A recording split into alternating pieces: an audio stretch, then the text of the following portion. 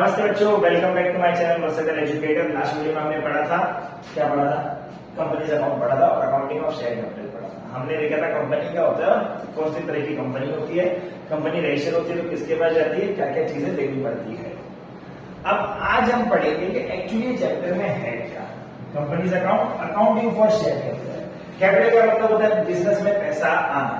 कोई भी company start तो कर लो, चलो कर ली, पैसा आएगा कहां से? तो उसके लिए हमने बहुत पहले, लगभग आज से 2 महीने पहले हमने एक वीडियो बनाया था जिसका नाम है शेयर कैपिटल या वर्टिकल बैलेंस शीट। क्या नाम है? Vertical balance sheet. जिसमें सबसे ऊपर वाला जो पार्ट था हमारा, सबसे ऊपर वाला पार्ट बोले तो कौन सा? शेयर होल्डर फंड वाला पार्ट। शेयर होल्डर्स फंड कौन सा पार्ट है? शेयर होल्डर फंड वाला पार्ट। जिसमें क्या क्या आया करता था? एक तो शेयर कैपिटल आया करते थे, दूसरा रिजर्व एंड सरप्लस आया करता था, रिजर्व एंड सरप्लस, ठीक है। तीसरे आया करते थे मेरे लॉन्ग टर्म बोरोइंग्स वगैरह, जो मेरे शेयर होल्डर फंड के बाद जो दूसरे में आते थे नॉन करंट लायबिलिटीज में, नॉन करंट लायबिलिटीज में इसका पार्ट हुआ करता था। क्या हुआ करता था? Long term borrowings, long term borrowings, long term provisions. पर अपने को लॉन्ग टर्म बोरोइंग्स ही चाहिए। मतलब ये वो चीजें हैं, ये तो चलो कंपनी के पास पड़ा होगा रिजर्व एंड सरप्लस, ये और ये वो चीजें लॉन्ग टर्म बोरोइंग्स में, इनसे कंपनी के पास पैसे आते हैं। इनसे कंपनी के पास क्या आते हैं? पैसे आते हैं। अब चलो सर, मान लिया पैसे आते हैं, पहले अपन लॉन्ग टर्म बोरोइंग्स की बात करते हैं। लॉन्ग टर्म बोरोइंग्स मतलब ऐसी चीजें जो मैं अपने financial year, basically my 1 year से ज्यादा जो मेरे पास लोन होएगा, या मैंने 1 साल से ज्यादा के लिए जो मैंने बोरो किया होगा, उसको अपन बोलते हैं लॉन्ग टर्म बोरोइंग्स। जैसे क्या क्या हो सकता है? Bank loan, term loan more than 1 year. ये दोनों वो चीजें हैं बोरोइंग्स के लिए जो मैं किससे उठाता हूं? बैंक या कोई इंस्टीट्यूशन से, जिनके पास फाइनेंस है। जिनके पास क्या है? फाइनेंस बोले तो जिनके पास पैसा है। जिनके पास क्या है? पैसा। मेरे को क्या करना पड़ेगा? मेरे को सिर्फ उनके पास जाना है, मेरे को ये लोन के लिए अप्लाई करना है। मेरे को लोन मिलता है तो मेरे को उसके लोन के अगेंस्ट में कुछ मॉर्गेज पे रखना पड़ेगा। क्या रखना पड़ेगा? मॉर्गेज पे रखना पड़ेगा। स्पेलिंग में लिख लेना प्लीज गाइस, मेरी थोड़ी एक ही चीज खराब है, हैंडराइटिंग, और दूसरी भी है स्पेलिंग। तो इतना दिल पे नहीं लेना, सुन लेना खाली वीडियोस में। तो लोन और मॉर्गेज की बात करते हैं। तो मैंने जब लोन लिया तो मेरे को कुछ मॉर्गेज पे रखना पड़ेगा, क्योंकि क्या होता है, ये मेरे लिए सिक्योरिटी का काम करेगा, ये बैंक के लिए सिक्योरिटी का काम करता है कि भाई अगर इसने मॉर्गेज पे रखा है मतलब ये बंदा लोन चुकाएगा। अगर नहीं चुकाता लोन तो क्या होगा? वो जो भी मॉर्गेज में मैंने चीज रखी होगी वो सीधी सीधी बैंक की हो जाएगी। ये तो पूरी दुनिया को पता है, पता है कि नहीं पता है? तो चलो, डर तो हर किसी को है। कंपनी को भी कोई डर होता है कि मॉर्गेज पर रखा, कोई एसेट वगैरह अगर रख दिया मैंने मेरी चीज और चली गई तो नहीं भर पाए टाइम पे, तो ऐसा नहीं है कि बैंक एक ही बार में आपने पैसे नहीं भरे और आपका मॉर्गेज वाला चीज अपने नाम पे करवा लेती है। बैंक टाइम देती है आपको फिर भी। दूसरा होता है, बोलते हैं कि चलो यार, अगर मेरे को पैसे ही उठाने तो मैं मार्केट से उठाऊंगा ना। ये भी तो मार्केट नहीं है, पर मैं मार्केट से भी, मार्केट के अंदर से भी मैं लोगों से पैसे उठाता हूं। लोग बोले तो पब्लिक, लोग बोले तो पब्लिक। क्या होता है? जिसको अपन बोलते हैं डिबेंचर्स। क्या होता है? डिबेंचर्स। जनरली डिबेंचर्स के आपको कुछ आगे कुछ परसेंटेज का ऐसा साइन दिखेगा, एक नंबर हो जाएगा, उसके आप परसेंटेज देगा। तो पहले डिबेंचर देख लेते। डिबेंचर एक तरीके का लोन होता है, पर मैं वो कहीं बैंक से नहीं लेता, वो मैं लेता हूं लोगों से, पब्लिक से। किससे लेता हूं?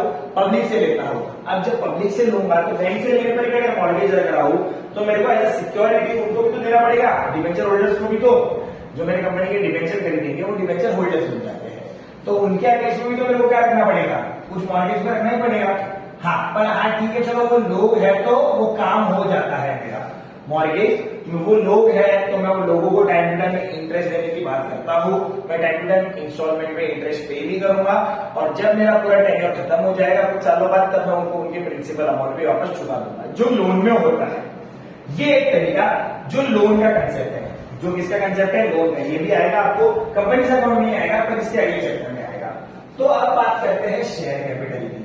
अब यहाँ पे कंपनी क्या बोलती है कि ये तो लोन वाला सिस्टम हो गया। कौन सा लोन वाला सिस्टम हो गया? फाइनेंशियल ईयर में एक साल से ज्यादा जो भी लोन लूंगा वो मेरा हो जाता है लॉन्ग टर्म बोरोइंग्स, मतलब बैंक लोन, टर्म लोन। उसके लिए मॉर्गेज रखना पड़ेगा। बाकी आता है लोगों से जो मैं लोन उठाता हूं, उसको मैं बोलता हूँ डिबेंचर्स। अब ये तो सिक्योर्ड वगैरह हो गए, ऐसे और तरीके की भी चीजें होती है जो अपन शायद इवेंचुअली आगे वाले वीडियोस में भी पढ़ेंगे।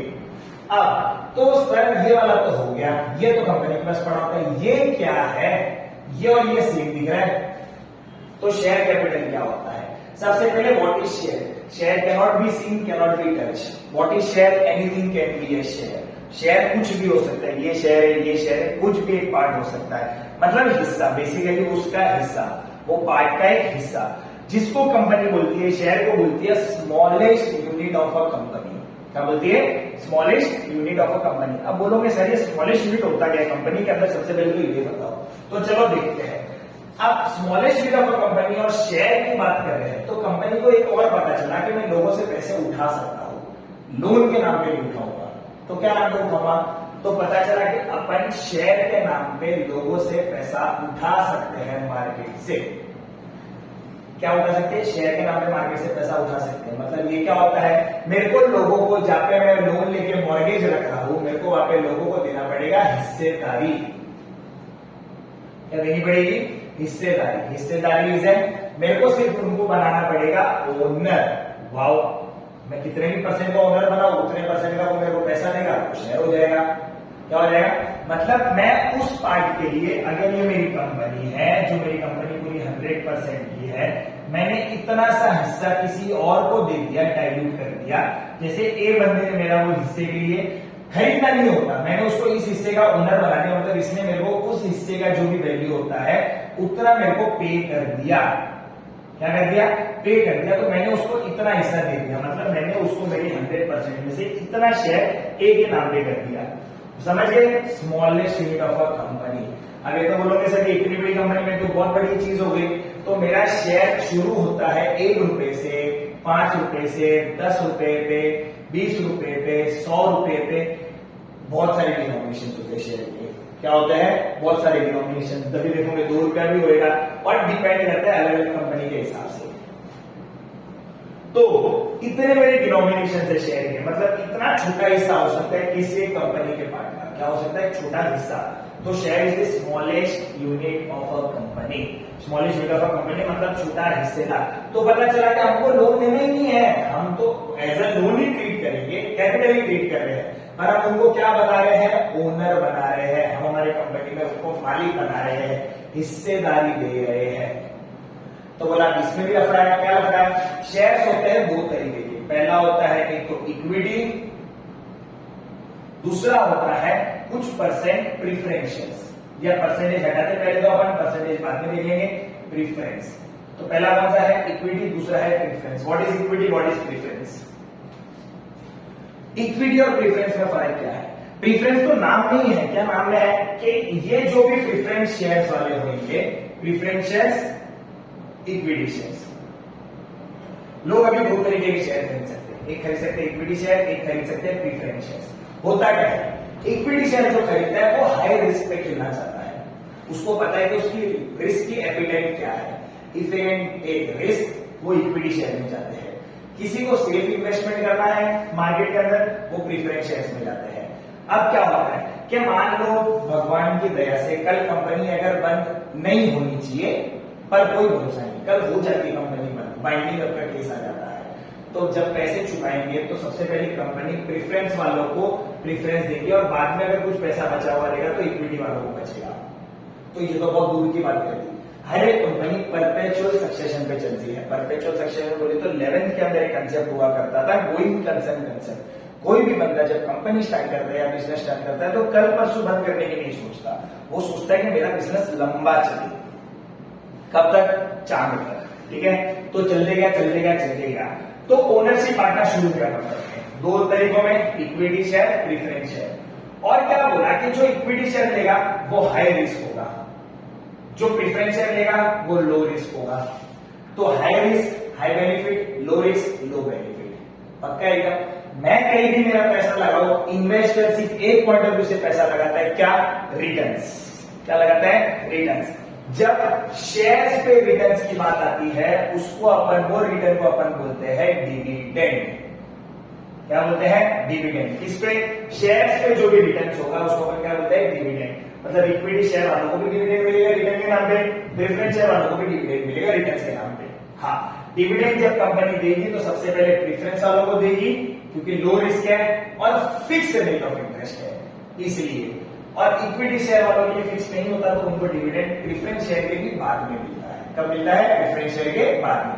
कंपनी का पैसा देने के लिए या इंटरेस्ट या बाकी देने के लिए कुछ ये होते हैं स्ट्रक्चर्स होते हैं जो उनको फॉलो करने पड़ते हैं।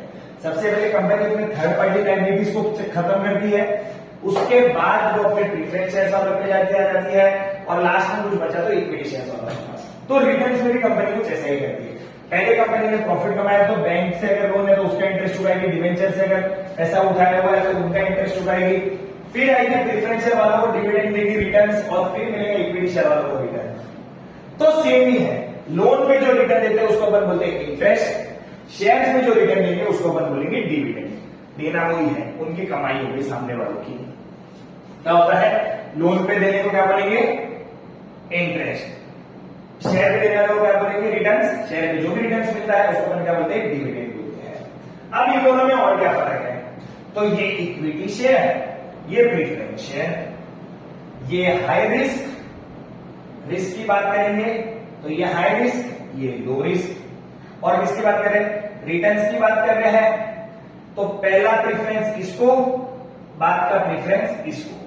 ये फर्स्ट और सेकंड से शेयर पॉइंट ऑफ व्यू से लिख रहा हूं, पूरी कंपनी का सारी चीजों के पॉइंट ऑफ व्यू से लिख रहा हूं कि पहले प्रेफरेंस इसको मिलेगा, फिर सेकंड प्रेफरेंस इसको मिलेगा। रिटर्न्स की बात करेंगे, रिटर्न में कंपनी क्या देती है?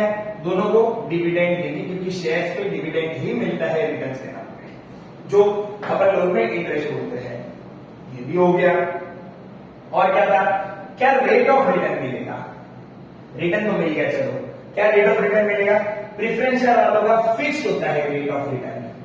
जब फिक्स रेट ऑफ रिटर्न है तो लो रिस्क, ऑब्वियस सी बात है लो रिस्क होगा, और इनका होता है फ्लक्चुएटिंग रेट ऑफ रिटर्न।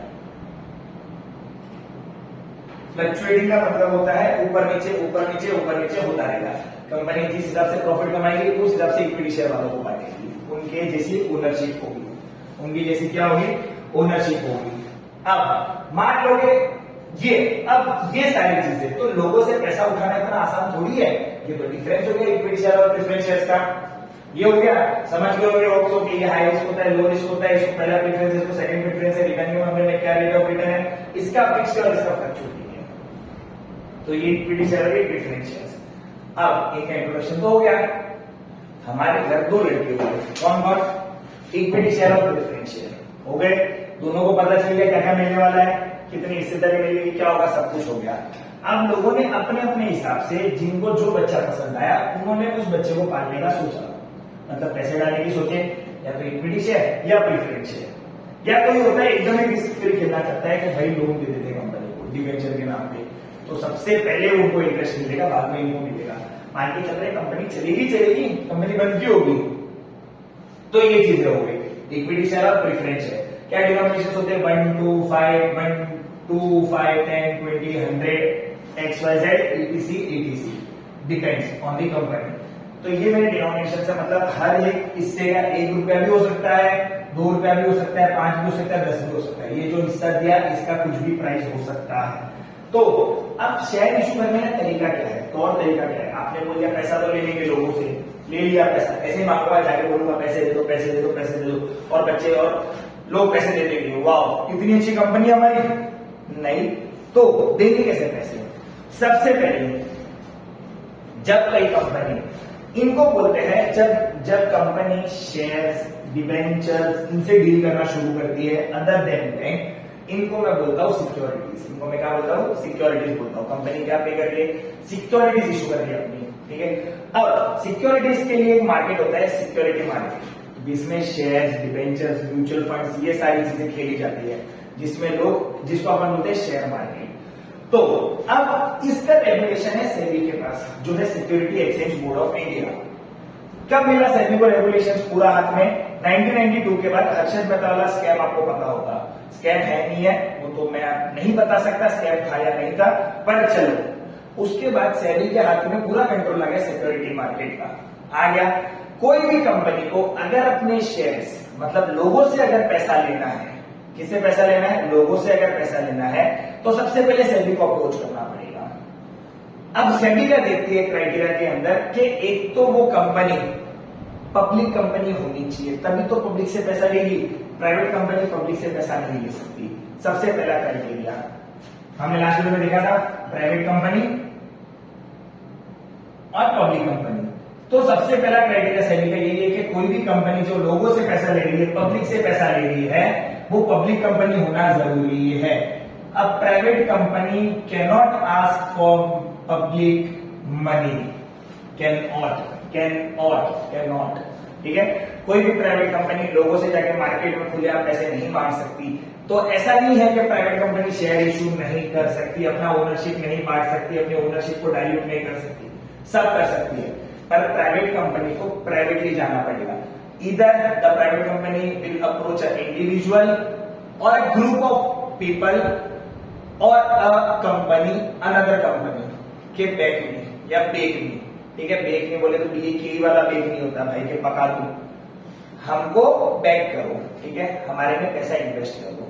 तो you can approach venture capitalist और इन सारी चीजों को अप्रोच कर सकते हैं। मतलब बेसिकली प्राइवेट कंपनी वाले जो होते हैं वो लोगों के कान में जाके बोलेंगे भाई पैसा डाल दे। पब्लिक कंपनी ये काम खुलेआम कर सकती है। सेबी बोलता है, कौन बोलता है? SEBI, SEBI, security exchange board of India. ये बोलते हैं कि अगर आपको शेयर इशू करना है, लोगों से पैसा लेना है, लोगों को ओनर बनाना है, क्योंकि प्राइवेट कंपनी में तो लिमिटेड है लोग, कम से कम 2, मैक्सिमम 200। पब्लिक कंपनी में 7 मिनिमम है और मैक्सिमम तो कोई लिमिट ही नहीं है। मतलब अब लोगों को बनाओ, अगर कौन मना कर रहा है? तो कोई भी प्राइवेट कंपनी को अगर पब्लिक से पैसा उठाना है खुलेआम, तो उसको पहले पब्लिक कंपनी में कन्वर्ट होना पड़ेगा, मतलब ROC के पास जाना पड़ेगा, अप्रोच करना पड़ेगा कि भाई मेरी कंपनी को पब्लिक में कन्वर्ट करो, फिर वो जाके लोगों से पैसा उठा सकता है। चलो डन, ये वाला समझ गया। पहला क्राइटेरिया पब्लिक कंपनी में कन्वर्ट होना। दूसरा, पहली बार जब कंपनी शेयर मार्केट में उतरती है, कौन सी बार? पहली बार जब उतरती है उसको अपन बोलते हैं प्राइमरी मार्केट। कौन सा मार्केट बोलते हैं? Primary market. के पहली बार उतर रही है, उसके पहले कंपनी ने कभी सिक्योरिटीज में डील नहीं किया, ना शेयर्स, ना डिबेंचर, ना किसी भी, वो होता है प्राइमरी मार्केट। तो अब जब प्राइमरी मार्केट में कंपनी उतरती है तो कंपनी इशू करती है IPO। What is IPO? Initial public offering. क्या इशू करती है? Initial public offering. कंपनी ने इनिशियली पब्लिक को ऑफर देना शुरू कर दिया कि हमारे शेयर खरीदो और हमारे कंपनी के मालिक बन जाओ, हमारे कंपनी के क्या बन जाओ? मालिक बन जाओ। अभी भी ना ऐसे जाके IPO ले लो। एक नुक्कड़ है, नुक्कड़ पे मेरी कोने की दुकान है, कोने की कंपनी है, नुक्कड़ के बाहर खड़े रह के मस्त एकदम गले में रुमाल डाला और बेचना शुरू कर दूंगा। IPO आ रहा है, 2 रुपए का एक, 2 रुपए का एक। नहीं। तो क्या होता है? कंपनी सबसे पहले सेबी से जो भी करवाना वो करवा के मार्केट में प्रोस्पेक्टस इशू करेगी। What is prospectus?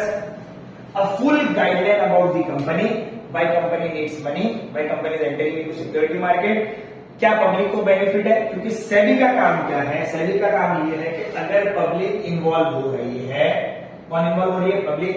So we need to take care of those people जो पैसे डाल रहे हैं, इनके पैसे कोई कंपनी लेके भाग नहीं जा रहे। तो बोलते हैं प्रोस्पेक्टस इशू करो, लोगों को आपको भरोसा दिलाओ पहले। अब वो प्रोस्पेक्टस बनने के बाद मेरे को सबसे पहले ROC के पास जाना पड़ता है, ROC वो प्रोस्पेक्टस देखेगा, मेरे को सेबी के पास जाना पड़ता है, सेबी वो प्रोस्पेक्टस देखेगा। Prospectus is a 4-5 page 10 page book, a booklet जो मेरे को उस चीज के बारे में सारी जानकारी देता है in description, gets me everything about those company, about those shares, how companies issuing those shares, in what forms, how company will take money for those shares, वो हिस्सेदारी हमें कैसे मिलेगी, सारी चीज प्रोस्पेक्टस में मेंशन होगी। चलो हो गई। अब इसमें कैसे होनी चाहिए? कोई मिस इन्फॉर्मेशन नहीं होनी चाहिए, नहीं तो सेबी और ROC पहले ही भगा देंगे कि जाओ प्रोस्पेक्टस चेंज करके आओ।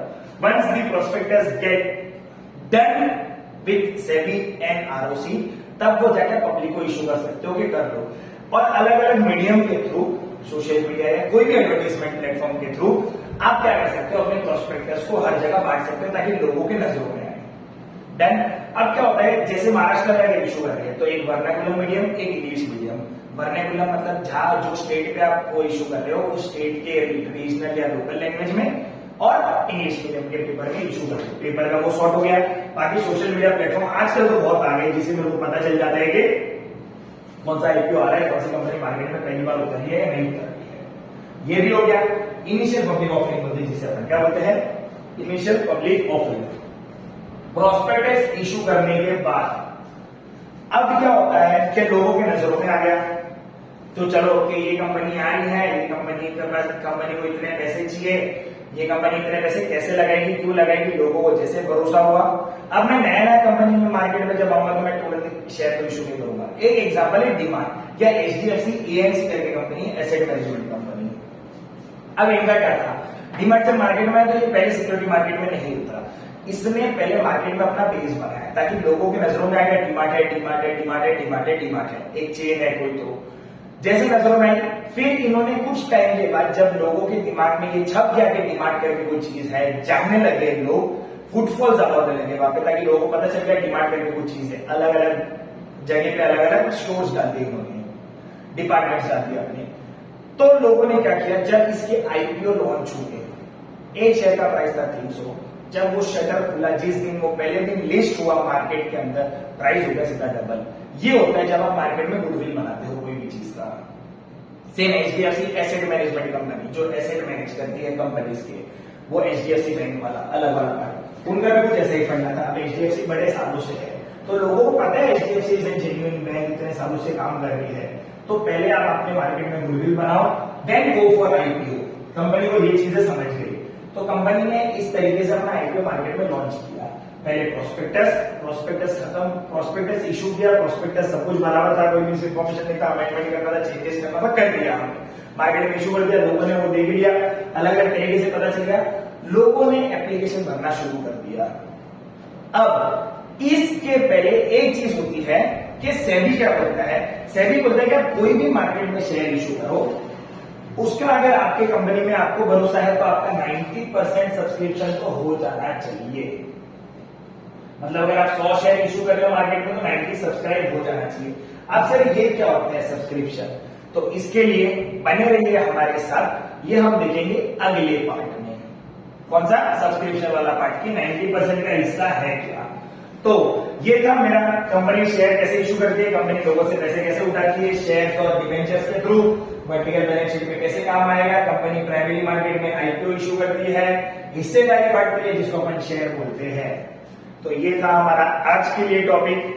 अगला टॉपिक 90% शुरू करेंगे किसमें, अगले वीडियो में। सो गाइस टेक केयर, हाथों से चीज छूटती जा रही है, टेक केयर गाइस। वीडियो को लाइक शेयर सब्सक्राइब जरूर करना, दोस्तों के साथ शेयर करते रहना। बोर्ड एग्जाम 10 दिन